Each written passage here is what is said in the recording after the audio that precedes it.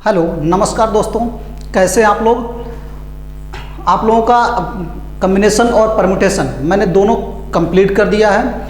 प्रायिकता मैं लेट में पढ़ाऊंगा, थोड़ा सा डिले। आज मैं आपको लेके आया हूँ सेट थियरी, समुच्चय।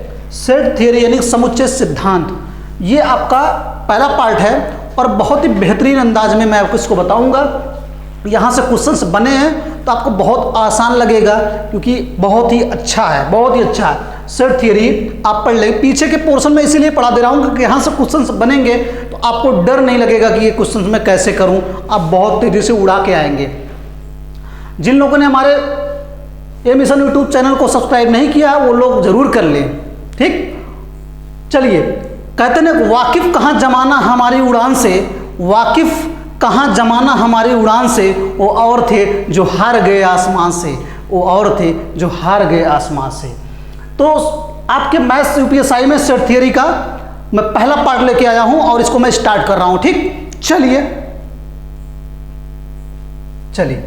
पहली चीज सेट, क्योंकि तबीयत थोड़ा सही नहीं थी तो काफ़ी दिनों से फीवर कंटिन्यू है इस वजह से, लेकिन मैं आप लोगों का वीडियो फिर भी बना दे रहा हूं। बहुत ज़्यादा बोलूँगा नहीं, इसीलिए मैं पहले से ही लिख दिया हूं आप लोगों को, ताकि समस्या ना हो बोलने में, क्योंकि बहुत गले में खराश है।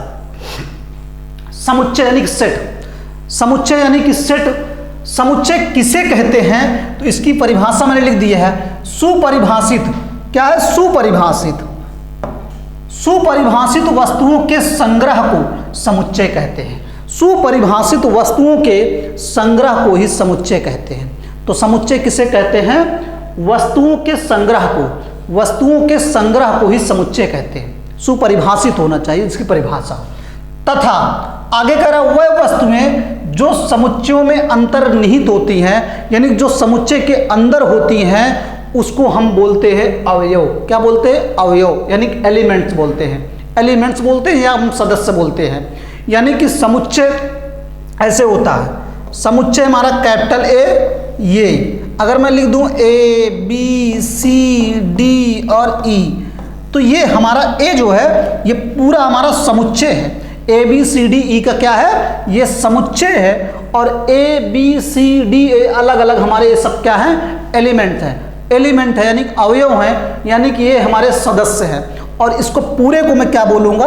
समुच्चय बोलूँगा, क्योंकि वस्तुएं हैं, A B C D E वस्तुएं हैं, इनका संग्रह ही हमारा ये समुच्चय कहलाता है। और जब भी समुच्चय की बात आएगी हम उसको अंग्रेजी वर्णमाला के कैपिटल अक्षरों में निरूपित करते हैं, कैपिटल अक्षरों से इसको प्रदर्शित करते हैं। अवयव को हम हमेशा स्मॉल लेटर से, अवयव को स्मॉल लेटर से, और सेट को यानी कि समुच्चय को हम किससे? कैपिटल लेटर से प्रदर्शित करते हैं। समझ में आ रहा होगा परिभाषा क्या हो गई? वस्तुओं के संग्रह को हम समुच्चय कहते हैं, और वस्तुओं के अंदर जो अंतर्निहित वस्तुओं के, इसके समुच्चय के अंदर जो अंतर्निहित है उसको हम क्या बोलते हैं? अवयव बोलते हैं, यानी कि एलिमेंट्स बोलते हैं, यानी कि हम उसको सदस्य कहते हैं, ठीक। क्या कहते हैं? सदस्य कहते हैं। चलिए आगे चलते हैं। आगे चलते हैं। कुछ नोट्स हैं, कुछ चीज़ों को हम समझते हैं। पहले हम थियरी पढ़ते हैं कुछ चीज़ों को, फिर हम क्वेश्चंस करेंगे, बहुत मजा आएगा, क्योंकि सब चीज़ें बारीकी से जानना जरूरी है। पहला पॉइंट है हमारा समुच्चयों को सामान्यता। अभी बताया, समुच्चय को सामान्यता अंग्रेजी वर्णमाला के बड़े अक्षरों जैसे ए बी सी डी इत्यादि से प्रदर्शित करते हैं। मतलब हमें समुच्चय को दिखाना है तो हमेशा कैपिटल से प्रदर्शित करेंगे, तथा अवयवों को छोटे अक्षरों ए, small B, small C, small D आदि से निरूपित करते हैं। अभी जैसे बताए थे कि कैपिटल ए बराबर स्मॉल ए, small B, small C, small D, तो ए हमारा पूरा समुच्चय, इसलिए समुच्चय को हमेशा कैपिटल से प्रदर्शित करते हैं। और अवयव को किससे करते हैं? तो अंग्रेजी वर्णमाला के छोटे अक्षरों से। अंग्रेजी वर्णमाला के बड़े अक्षरों से हम समुच्चय को प्रदर्शित करते हैं, और अंग्रेजी वर्णमाला के छोटे अक्षरों से हम अवयव को प्रदर्शित करते हैं, निरूपित करते हैं, ठीक। पहला पॉइंट ये था। दूसरा पॉइंट कह रहा है समुच्चय में किसी अवयव की, ये बहुत इंपॉर्टेंट, समुच्चय में किसी अवयव की, अगर कोई समुच्चय है उसमें किसी अवयव की उपस्थिति को दर्शाने के लिए तो हम इप्सिलन का प्रयोग करते हैं। क्या करते हैं? इप्सिलन का प्रयोग करते हैं। मतलब अगर कोई समुच्चय है उसमें हमें बताना है कि ये अवयव है कि नहीं है। अगर है उसको मुझे दिखाना है तो हम किससे प्रदर्शित करते हैं, इप्सिलन का प्रयोग करते हैं। इप्सिलन का प्रयोग करते हैं। इप्सिलन एक ग्रीक शब्द है। इप्सिलन का चिन्ह ये है। इप्सिलन एक ग्रीक शब्द है जिसका अर्थ होता है संबंधित है, अर्थात हम लोग संबंधित है कम हिंदी में बोलते हैं। जब भी बोलते हैं बिलोंग्स टू बोलते हैं, उसको इंग्लिश में क्या बोलते हैं, बिलोंग्स टू। इंग्लिश में क्या बोलते हैं, बिलोंग्स टू। जैसे समझिएगा, समझते चलिए, बहुत मजा आएगा, पहले थियरी समझिए। तो यदि स्मॉल ए समुच्चय ए का अवयव है, मतलब ए जो है वो समुच्चय ए का अवयव है, तो हम ऐसे बोलेंगे ए जो ए हमारा एलिमेंट्स है वो ए जो है वो बिलोंग्स किस में करता है, समुच्चय ए में बिलोंग करता है। ठीक, इसको बिलोंग्स टू पढ़ते हैं। Small A belongs to capital A, small A belongs to capital A, यानी कि जो हमारा स्मॉल ए एलिमेंट है वो कैपिटल ए यानी कि इस समुच्चय में निहित है, इस समुच्चय में निहित है। अगर उस समुच्चय में नहीं है तो जैसे ये दूसरा पॉइंट है, यदि बी समुच्चय ए का अवयव नहीं है, अगर जो समुच्चय ए का अवयव अगर बी नहीं है तो हम बोलेंगे B not belongs to a, not belongs to a. ये बिलोंग्स टू का सिंबल है, काट देंगे तो नॉट बिलोंग्स टू ए। तो मतलब बोलते हैं कि अगर बी जो है समुच्चय ए में नहीं है तो हम बोलेंगे कि बी नॉट बिलोंग्स टू ए। अगर ए हमारा या बी हमारा ए में रहेगा, ए समुच्चय में रहेगा, तो हम बोलेंगे बी बिलोंग्स टू ए। तो समझिए, अगर रहेगा उसमें तो हमें पढ़ना कैसे है, तो अगर रहेगा तो बिलोंग्स टू, नहीं रहेगा तो नॉट बिलोंग्स टू। समझ में आ रहा होगा, ये दो पॉइंट्स हैं। तीसरे पॉइंट पे आते हैं, इस चीजें समझ गए होंगे। समुच्चय में किसी अवयव की उपस्थिति को दर्शाना है तो हमें इप्सिलन का यूज करते हैं। इप्सिलन ये हमारा ग्रीक शब्द है, एक ग्रीक शब्द है इप्सिलन। इसका अर्थ होता है बिलोंग्स टू, यानी कि संबंधित है। संबंधित है थोड़ा बोलने में अटपटा लगता है, बिलोंग्स टू अक्सर पढ़े भी हैं यहाँ स्कूल और 8th में, तो हम बिलोंग्स टू पढ़ते हैं। जैसे ए बिलोंग्स टू ए, तो स्मॉल ए बिलोंग्स टू ए का मतलब है कि ए जो एलिमेंट्स है, ए छोटा है ना, स्मॉल ए में है तो एलिमेंट है, ए जो एलिमेंट्स है वो हमारा कैपिटल ए सेट यानी समुच्चय में बिलोंग करता है, यानी उसमें निहित है। ठीक, और ऐसे बी समुच्चय ए का अवयव नहीं है तो इसका मतलब है B not belongs to A, B हमारा जो है वो ए समुच्चय में नहीं है। चलिए तीसरे पॉइंट पे आते हैं। तीसरे पॉइंट पे आते हैं। तीसरा पॉइंट हमारा कह रहा है किसी समुच्चय के अवयव को दोहराने से। ये भी पॉइंट बहुत समझ लीजिए, छोटे छोटे चीजें हैं, अगर इन सबको हम जानते रहेंगे तो क्वेश्चंस को करने में मुझे प्रॉब्लम्स नहीं होंगी अगर जानते रहेंगे, क्योंकि छोटे छोटे चीज़ों से मिलके क्वेश्चंस आपके बने हैं और 20-22 क्वेश्चंस आपके यूपीएससी में बने हुए हैं और किसी एग्जाम में पूछता भी नहीं है। कभी पूछ लिया तो आपके रेलवे में पूछ लेता, बाकी किसी एग्जाम में आपके ये सेट थियरी के क्वेश्चन नहीं पूछता था। यूपीएससी के लिए स्पेशली है और 20-22 क्वेश्चन बने हैं, आपको बहुत आसान लगेगा कि देखते ही उड़ाएंगे कि सर मजा आ रहा है। और अभी नहीं पढ़े हैं तो आप सिंगल क्वेश्चंस नहीं कर सकते, एक भी क्वेश्चंस को देखेंगे तो आपको पता नहीं चलेगा करना क्या है इसमें, सब एकदम लगेगा कि नया कहाँ आया हुआ है। चलिए, तो हम कह रहे हैं किसी समुच्चय के अवयवों को दोहराने से, किसी समुच्चय के अवयव को दोहराने से उस समुच्चय की प्रवृत्ति नहीं बदलती है, उस समुच्चय की जो टेंडेंसी है यानी कि प्रवृत्ति है वो बदलती नहीं है। अर्थात दोहराए गए अवयव को केवल एक बार ही लिखना पर्याप्त होता है। मतलब अगर किसी समुच्चय में हम 2 को कई बार लिख दिए हैं तो उससे हमारा कोई फर्क नहीं पड़ता है, 2 को हम एक बार ही लिख लेंगे वो पर्याप्त है। जैसे उदाहरण के तौर पे मैंने लिखा है कि ए समुच्चय में लिखा हुआ 1 2 3 4 और बी समुच्चय में लिखा 1 कामा 2 कामा 2 कामा 3 कामा 3 कामा 4 कामा 4 इस तरह से लिखा है। तो हमें क्या करना है, ये चाहे इस तरह से लिख दें चाहे इस तरह से लिख दें, इस पे कोई फर्क नहीं पड़ेगा। हमारा यही है, 1 है 2 हमारा 2 बार है उसको एक बार ही लिख दें पर्याप्त है, 3 हमारा 2 बार है एक ही बार लिख दें पर्याप्त है, 4 हमारा 2 बार है एक ही बार लिख दें पर्याप्त है। तो यानी कि 1 2 3 4 ये भी है, 1 2 3 4 ये भी है, अवयव पे हमारा कोई फर्क नहीं पड़ेगा। अवयव अगर रिपीट हो रहे हैं, कह रहा ना किसी समुच्चय के अवयव को दोहराने से, अगर दोहरा रहे हैं अवयव को या दोहरा रहे हैं तिहरा रहे हैं जो भी करें तो समुच्चय की प्रवृत्ति नहीं बदलती है, समुच्चय की प्रवृत्ति नहीं बदलती है, उसकी टेंडेंसी नहीं बदलती है। अर्थात दोहराए गए अवयवों को केवल एक बार ही लिखना पर्याप्त होता है। जैसे 1 2 2 2 3 3 4 4 है, हम ऐसे लिख लेंगे, 1 लिख लेंगे, 2 को 2 बार लिखने से बढ़िया एक ही बार लिखो, 3 को जितनी बार लिखा है उसको एक ही बार लिखो। 4 आपका कई बार लिखा है तो उसको एक ही बार लिखिए, पर्याप्त है। उसको मैं कई बार लिखने की जरूरत नहीं है। समुच्चय में वो ये दिखा रहा है 1 2 3 4 ही हैं, ये और ये दोनों क्या हैं, सेम ही हैं। ये 1 2 3 4 लिखा है, इसमें 1 2 2 3 3 4 4 लिखा है, तो 1 2 3 4 ही लिखा है। ये दोनों समुच्चय हमारे क्या हैं, सेम ही हैं। ठीक, समझ गए होंगे। तो मतलब अगर समुच्चय में कोई अवयव को हम दोहरा रहे हैं तो हम उसको एक बार ही लिखेंगे तो पर्याप्त है। ठीक, ये चीजें आप समझ में आई। तीसरा पॉइंट हमारा हो गया। चौथा पॉइंट पे आते हैं हम। चौथे पॉइंट्स पे, किसी समुच्चय में अवयवों के क्रम का कोई महत्व नहीं होता है। किसी समुच्चय में अवयवों के क्रम का कोई महत्व नहीं होता है। उसके आर्डर में अगर डिफरेंस है तो उस पर कोई आपका अंतर नहीं आता। जैसे अगर कोई समुच्चय में ABC लिखा है और अगले समुच्चय में BCA लिखा है, अगले समुच्चय में CAB लिखा है, तो तीनों समुच्चय एक ही हैं। वो चाहे ABC लिखे, चाहे BCA लिखे, चाहे CAB लिखे, हम सबको ABC ही जानेंगे, क्योंकि इसमें भी A एलिमेंट है, B एलिमेंट है, C है। इसमें भी A एलिमेंट है, B एलिमेंट है, C एलिमेंट है। इसमें भी A एलिमेंट है, B एलिमेंट है, C एलिमेंट है। तो ओवरऑल इस समुच्चय में 3 ही एलिमेंट हैं ABC, इस समुच्चय में भी 3 एलिमेंट है ABC, इस समुच्चय में 3 एलिमेंट है ABC। उससे यह फर्क नहीं पड़ता है कि उसके ऑर्डर में, ऑर्डर आपका इसमें ABC है तो इसमें BCA लिखा, फर्क नहीं पड़ेगा। कह रहा है कि समुच्चय में अवयवों के क्रम का कोई महत्व नहीं होता। अवयव के क्रम का कोई महत्व नहीं होता कि पहले 4 लिखा है कि बाद में 2 लिखा है, इससे फर्क नहीं पड़ता है। लेकिन अगर आपके वो सारे अवयव हैं, जैसे ABC है, जरूरी नहीं कि ABC के क्रम में लिखा है, किसी भी क्रम में रहेगा, वो हमारा अवयव पे फर्क, हमारा समुच्चय पे फर्क नहीं पड़ता है। यानी कि ये भी समुच्चय वही है, वो भी समुच्चय यही है, ये भी समुच्चय यही है। तो हमारा क्रम पे निर्भर नहीं करता, समुच्चय हमारा क्रम पे निर्भर नहीं करता। तो आप 3 चीजें हो गई, 4 चीजें हो गई। चौथी भी चीज, पहली चीज हम सीखे थे कि अल्फाबेट में हम समुच्चय को कैपिटल, अंग्रेजी वर्णमाला के कैपिटल में प्रदर्शित करेंगे और अवयव को स्मॉल में।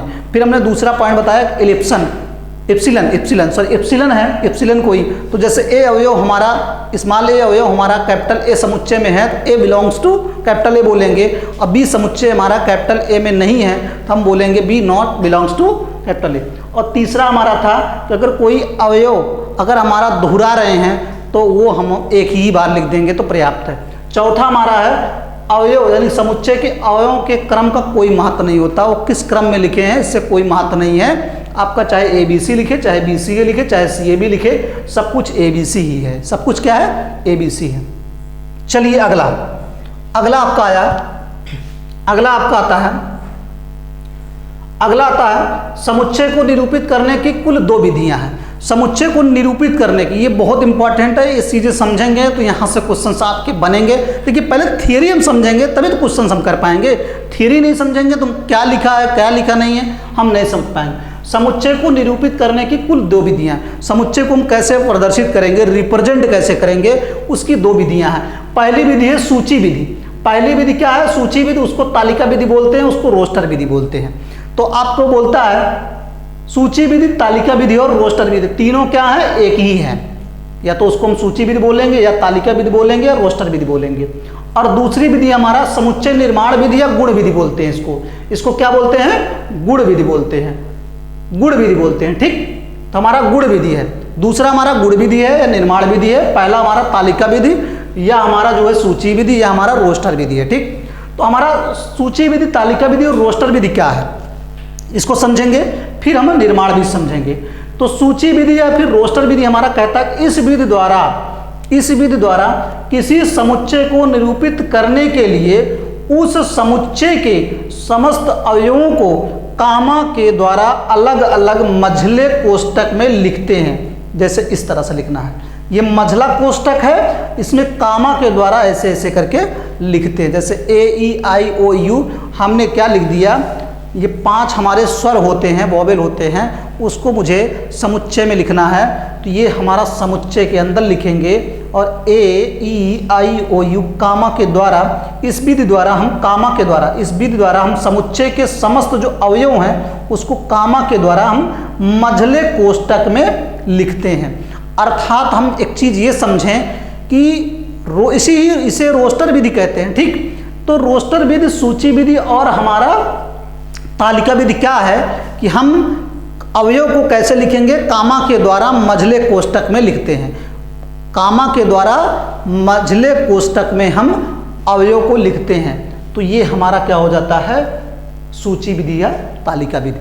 और इससे एक चीज ये समझ में आती है, अगर अवयव की संख्या कम है तो हम सूची विधि का प्रयोग करते हैं। अगर अवयव की संख्या अनंत है, बहुत ज़्यादा है, अपरिमित है, तो हम पता नहीं कर पाते हैं, तो हम लिखेंगे तो बैठ के नहीं, तो हम किस विधि का प्रयोग करते हैं, निर्माण विधि या गुण विधि। कभी थियरी में क्वेश्चन पूछेगा तो आप कर ले जाएंगे, अभी मैं बता रहा हूँ। तो समुच्चय यानी कि निर्माण विधि या गुण विधि। आप सूची विधि समझ गए हैं। सूची विधि में हम क्या करते हैं, कुछ नहीं करते हैं, जो अवयव को कोष्टक यानी कि मझला कोष्टक में हम कामा के द्वारा लिख देते हैं, ये हमारी सूची विधि है। अब हमारा आता है निर्माण विधि या गुण विधि। ये हमारा बहुत इंपॉर्टेंट है। जैसे ए, अब ये x है और ये x एक प्राकृतिक संख्या है। क्या है, x एक प्राकृतिक संख्या। तो x एक प्राकृतिक संख्या है, x एक प्राकृतिक संख्या। तो जो x है ये वाला, ये हमारा सबको संतुष्ट करता है, सबको संतुष्ट करता है, जितनी प्राकृतिक संख्या। अब प्राकृतिक संख्याएं कितनी होती हैं, अनंत होती हैं। तो हम सारी प्राकृतिक संख्याओं को तो मझले कोष्टक में लिख नहीं सकते हैं, तो उसको लिखने का एक ही तरीका है, कौन सा है, निर्माण विधि। कौन सी विधि है, निर्माण विधि या गुण विधि। अगर कोई चीज अगर अनलिमिटेड है, असीमित है, जैसे सूची विधि में हम जैसे बोल देंगे कि आपके बोल देंगे वर्ष में महीनों की जो है, वर्ष में कुल कितने महीने होते हैं, तो उसको मैं किस विधि से द्वारा प्रदर्शित करेंगे, तो हम सूची विधि, क्योंकि ये वर्ष में 12 महीने होते हैं, तो हम सूची विधि से प्रदर्शित कर लेंगे। लेकिन जैसे ही अगर हम बोल दें कि सभी प्राकृतिक संख्याओं का समुच्चय हम किस विधि से प्रदर्शित करेंगे, तो हम निर्माण विधि से या गुण विधि से प्रदर्शित करेंगे, क्योंकि हम सारे सारी प्राकृतिक संख्याओं को हम लिख नहीं सकते हैं। और अगर बोल दे सभी विषम संख्याओं का समुच्चय, तब भी हम नहीं लिख पाएंगे, तो हम क्या लिखेंगे, हम इसी के माध्यम से लिखेंगे, निर्माण विधि या गुण विधि। अगर बोल दे सभी सम संख्याओं का समुच्चय, तो हम क्या लिखेंगे, गुण विधि से लिखेंगे। अगर बोल दे किसी बिंदु पर, मतलब किसी रेखा पर बिंदुओं की संख्या का समुच्चय, तो किसी रेखा पर बिंदुओं का समुच्चय, तो आपको पता किसी रेखा पर बिंदुओं की संख्या कितनी होती, अनंत होती है, तो वो भी आपका क्या हो जाएगा, बोल देगा दो परिमेय संख्याओं के बीच सारी परिमेय संख्याओं का समुच्चय। तो आपको पता है कि दो परिमेय संख्याओं के बीच में अनंत परिमेय संख्या होती है, और उनका समुच्चय हम कैसे लिखेंगे, तो हम इसके माध्यम से लिखेंगे। किसके माध्यम से, गुण विधि से, गुण विधि के माध्यम से। तो पहले हम समझेंगे, ये चीजें बहुत आसानी से कर लेंगे, ये कुछ है नहीं। x एक प्राकृतिक संख्या, मतलब एक अगर है x, तो ये भी एक हो गया, ये 2 है तो ये भी 2 सेटिस्फाई कर रहा है, 3 है 3 भी सेटिस्फाई कर रहा है, 4। x अंग्रेजी वर्णमाला है, तो x के स्थान पर अगर हम स्मॉल a लिखेंगे, तो ये भी a है, ये भी b है, ये c है, ये c है, d, मतलब x हमारा इसको प्रदर्शित कर रहा है। ये चीज है क्या, ये चीज है क्या, ये प्राकृतिक संख्या तो इसको प्रदर्शित कर रहा है, ये वर्णमाला है तो इसको वर्णमाला को प्रदर्शित कर रहा है। लेकिन हम लिखेंगे कैसे, इस तरह से लिखते हैं, क्योंकि पूरा लिख नहीं सकते हैं। x लिख दिए, x एक प्राकृतिक संख्या है, ऐसे लिख देंगे x 15 से छोटी अभाज्य संख्या का समुच्चय, तो 15 से छोटी अभाज्य संख्या जो भी होंगी। अब ऐसे बोल देंगे कि सारी अभाज्य संख्याओं का समुच्चय, तो हम लिखने के लिए ऐसे लिखेंगे। तो जो चीज़ें हमारी अपरिमित हैं, अनंत हैं, यानी बहुत ज़्यादा मात्रा में हैं, हम जिसको लिखने के लिए बहुत ज़्यादा स्पेस की जरूरत होगी, हम उसमें गुण विधि का प्रयोग करेंगे। और छोटा है तो उसको हम किस विधि से प्रदर्शित करेंगे, सूची विधि, तालिका विधि या रोस्टर विधि। सूची विधि या तालिका विधि और रोस्टर विधि, मतलब जिसकी संख्या परिमित होती है, जिसकी हम गणना कर सकते हैं, उसको हम सूची विधि से करेंगे। और जिसकी हम गणना नहीं कर सकते हैं, जिसकी संख्या बहुत ज़्यादा होती है, उसको हम गुण विधि या निर्माण विधि से प्रदर्शित करेंगे। चीज़ें समझ में आएंगी, धीरे धीरे आप करते चलिए। एक नोट टाइप के हुआ, समुच्चय में अवयवों की संख्या कम होने पर, कह रहा समुच्चय में अवयव की संख्या कम होने पर उसे सूची विधि द्वारा लिखना चाहिए। उसे किस विधि द्वारा लिखना चाहिए, सूची। अगर अवयव कम है तो उसको हम सूची विधि द्वारा लिखेंगे, और अवयवों की संख्या अधिक होने पर गुण विधि का प्रयोग करते हैं। किस विधि का प्रयोग करते हैं, गुण विधि का प्रयोग करते हैं। तो मतलब अवयवों की संख्या कम है तो हम सूची विधि या रोस्टर विधि या तालिका विधि का यूज करेंगे। अगर अवयवों की संख्या बहुत ज़्यादा है तो हम निर्माण विधि या गुण विधि का प्रयोग करेंगे। आपको चीज़ें समझ में आ रही होंगी। यानी कि हम समुच्चय को दो तरीके से प्रदर्शित करते हैं, एक हमारा सूची विधि, एक हमारा गुण विधि। चलिए अगला समुच्चय के प्रकार, समुच्चय के प्रकार पे आते हैं। तो अब समुच्चय कई प्रकार के होते हैं, इसमें अब कोई डाउट नहीं, समुच्चय बहुत सारे प्रकार के हैं, हम पढ़ते चलते हैं। पहला हमारा आता है रिक्त समुच्चय। क्या बोलते हैं? रिक्त समुच्चय। रिक्त समुच्चय को इंग्लिश में बोलते हैं नल सेट, यानी ULL और सेट, नल सेट। नल मतलब होता है रिक्त और सेट मतलब होता है समुच्चय। इसी को इम्पटी सेट बोलते हैं। इम्पटी मतलब होता है रिक्त, यानी खाली समुच्चय। यानी कि रिक्त समुच्चय, एक इंटरव्यू में पूछा था नल सेट बताइए, तो लड़कों ने कहा कि सर नल कैसे सेट करते हैं ये, अरे नल ऐसे सेट नहीं करना, नल सेट पूछ रहा था, यानी कि रिक्त समुच्चय पूछ रहा था, दिमाग काम नहीं किया। तो रिक्त समुच्चय आपका, उसी को नल सेट बोलते हैं। इसका मतलब है उसमें कोई भी समुच्चय ना हो, मतलब उस आपका समुच्चय में कोई भी अवयव नहीं होना चाहिए। रिक्त समुच्चय का मतलब है ऐसा समुच्चय जिसमें अवयवों की संख्या शून्य होती है, मतलब कोई भी अवयव ना हो। ऐसा समुच्चय जिसमें कोई भी अवयव नहीं होता है रिक्त समुच्चय कहलाता है।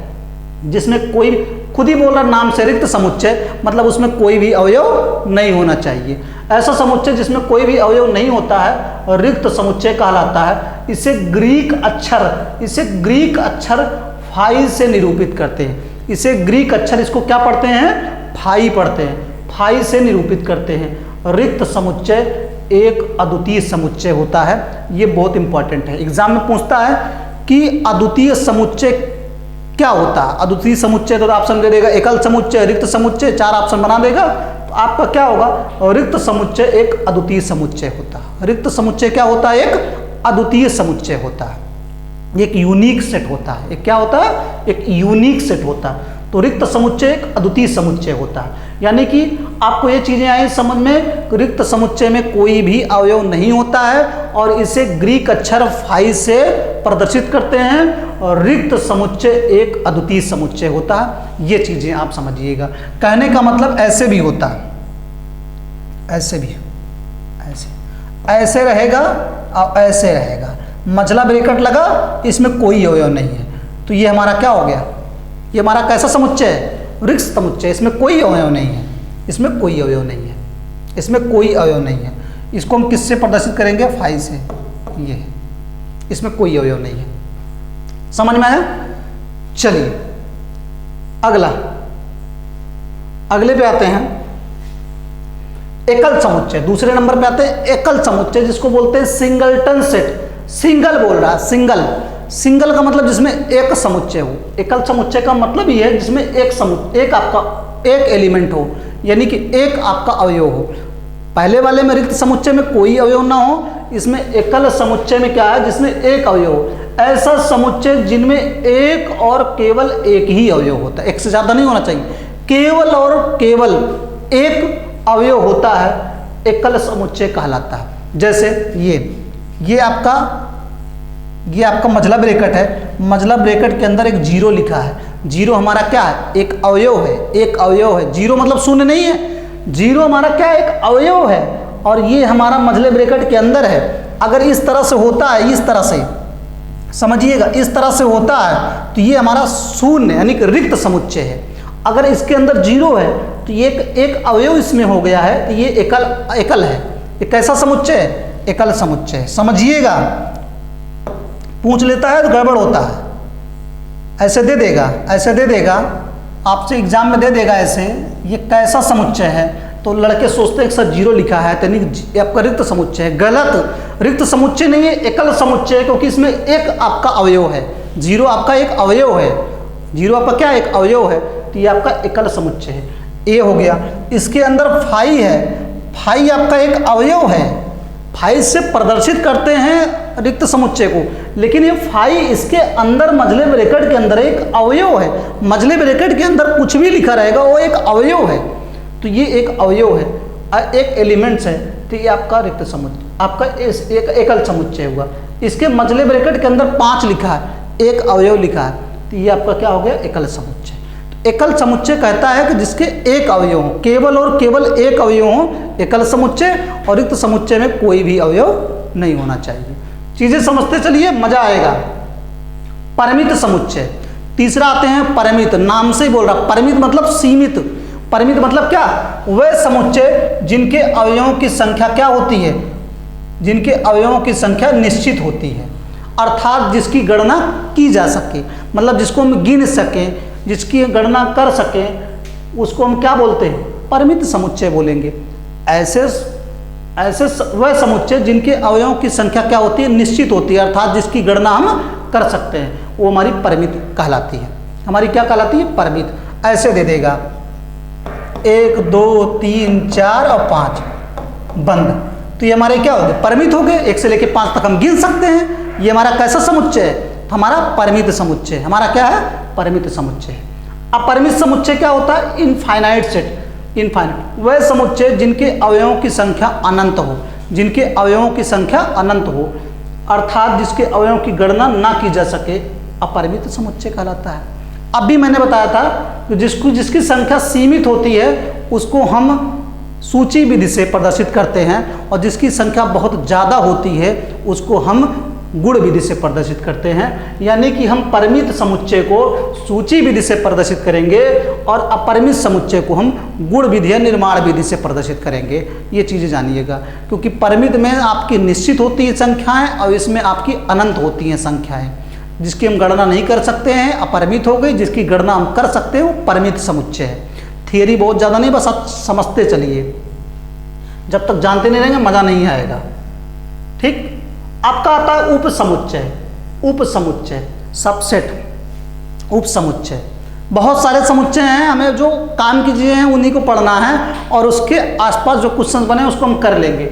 उप समुच्चय जिसको बोलते हैं सबसेट, ये बहुत इंपॉर्टेंट है। सबसेट क्या है? सबसेट। यदि दो समुच्चय ए व बी, यदि दो समुच्चय, एक समुच्चय ए है और एक समुच्चय बी इस प्रकार है कि समुच्चय ए का जो पहले वाले समुच्चय का जो अवयव है वो समुच्चय बी का भी एक अवयव है, तो ए को बी का उपसमुच्चय कहते हैं। समझने की कोशिश करिए, मैं आपको उदाहरण के रूप में भी लिया हूँ। जैसे दो समुच्चय हैं, एक समुच्चय ए है, एक समुच्चय बी है। समुच्चय ए में भी एलिमेंट्स होंगे, समुच्चय बी में भी एलिमेंट्स होंगे, लेकिन समुच्चय ए का एलिमेंट समुच्चय बी में भी होगा, तो हम ये बोलेंगे ए का जो ए समुच्चय है वो हमारा बी का क्या है? ए हमारा बी का क्या है? उपसमुच्चय, सबसेट। ठीक। उदाहरण के तौर पर समझते हैं। जैसे ए समुच्चय हमारा है 1 2 3 है। ए समुच्चय है, ए समुच्चय में कितने हैं? 1 2 3 है। और बी समुच्चय में क्या है? 1 2 3 4 है। यानी कि आप अगर देखोगे तो ए वाला पूरा पूरा इसमें है। ए वाला पूरा पूरा किसमें है? 1 2 3 इसमें मिलेगा कि नहीं मिलेगा? बी में।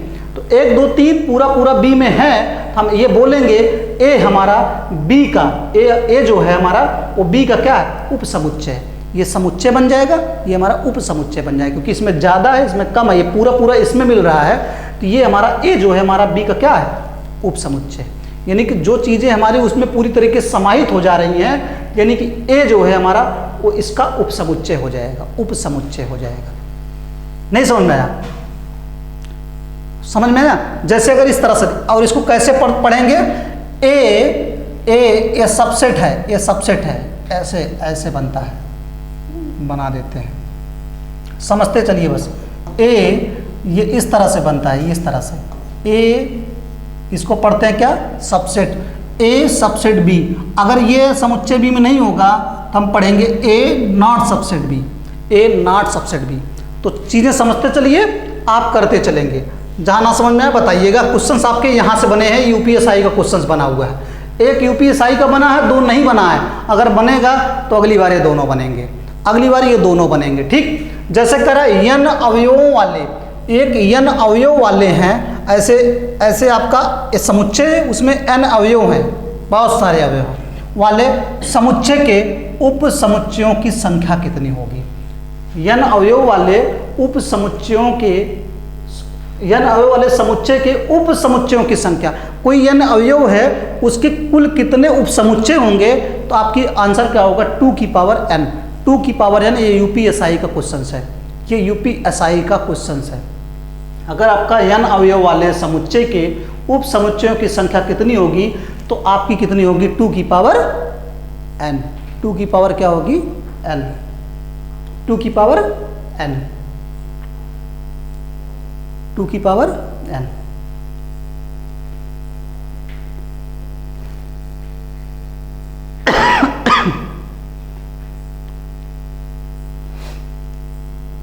चलिए अगला, n अवयव वाले समुच्चय के उचित समुच्चयों की, देखिए n अवयव वाले समुच्चय के उपसमुच्चयों की संख्या क्या होगी 2 की पावर n, और n अवयव वाले कह रहा है n अवयव वाले समुच्चय के उचित उपसमुच्चयों की संख्या कितनी होगी, तो 2 की पावर n ये हो गया, अब -1 हो जाएगा, 2 की पावर n -1, कुछ नहीं एक वर्ड उचित लग गया बस।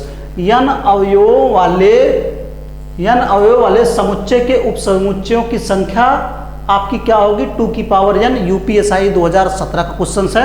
और n अवयव वाले समुच्चय के उचित आपकी, ये प्रॉपर आपका सबसेट होता है, उचित उप समुच्चयों की संख्या कितनी होगी, तो 2 की पावर n-1। 3 पॉइंट है, तीनों आप ध्यान रखिएगा। n अगला है n अवयव वाले समुच्चय के घात समुच्चयों की संख्या। घात एक आपका पावर सबसेट है, एक पावर सबसेट है, एक प्रॉपर सबसेट है और एक सबसेट है। तो समझिएगा, अगर n अवयव वाले समुच्चय हैं तो उसमें कुल कितने सबसेट होंगे, कितने उप समुच्चय होंगे, तो आपका जवाब होगा 2 की पावर n।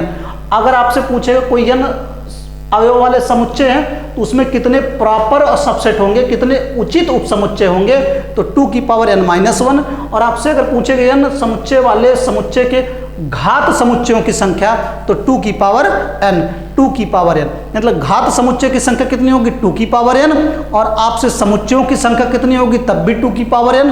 अगर उचित उप समुच्चयों की संख्या पूछेगा, उचित उप समुच्चयों की संख्या, तब 2 की पावर n-1। ये 3 पॉइंट है, पहला आपके एग्जाम में बन चुका है, ये बनने की बारी है, इन दोनों बनने की बारी। मैंने बताया था ना कि आपको एक क्वेश्चन बनेगा, मैं 2-3 क्वेश्चन आपके उसके आसपास रख दूंगा, अगर बनेगा तो आप जुबानी मार के चले जाएंगे। बस आपको 3 पॉइंट ये आपको लर्न करना है और याद कर लेना है। ये चीजें मैंने बोला है, यहाँ पे समुच्चय है, यहाँ पे उचित यहाँ पे उप समुच्चय है, यहाँ पे उचित उप समुच्चय है, यहाँ पे घात उप समुच्चय है, बस। तो और बाकी ये चीजें वही लिखा है, n अवयव वाले समुच्चय, n अवयव वाले समुच्चय, n अवयव वाले समुच्चय। एक कोई ऐसे हैं, ऐसे इसमें n अवयव हैं, एक से लेके ऐसे n अवयव हैं, तो कह रहा है इसके कितने उप समुच्चय होंगे, उप समुच्चय होंगे 2 की पावर n, और कितने उचित उप समुच्चय होंगे तो 2 की पावर n-1, और कितने आपके जो है घात समुच्चय होंगे तो 2 की पावर n, 2 की पावर n। समझ में आया होगा, समझ में आया होगा कि नहीं समझ में आया, नहीं समझ में आया, समझ में आएगा। चलिए इतना है, आगे कंटिन्यू करेंगे। अब आपको थियरी कुछ चीज़ें समझ में आएगी, हम बाकी अब पढ़ेंगे तो उसमें आपके बहुत सारे हैं क्वेश्चंस, आगे हम पढ़ेंगे प्रॉपर्टीज़, उसके हैं बहुत सारे प्रॉपर्टीज़ हैं, तो चीज़ें हम समझ जाएंगे। थियरी फिर हम क्वेश्चंस करेंगे, 20-22 क्वेश्चंस आपके एग्जाम में बने हैं और आप बहुत तेज़ी से करके आएंगे। ठीक, चलिए तबीयत थोड़ा सही नहीं होने की वजह से आपको हम कंटेंट थोड़ा सा कम दे पा रहे हैं, नहीं तो हम 1 घंटे का वीडियो पूरा आपको देते। ठीक, थैंक यू।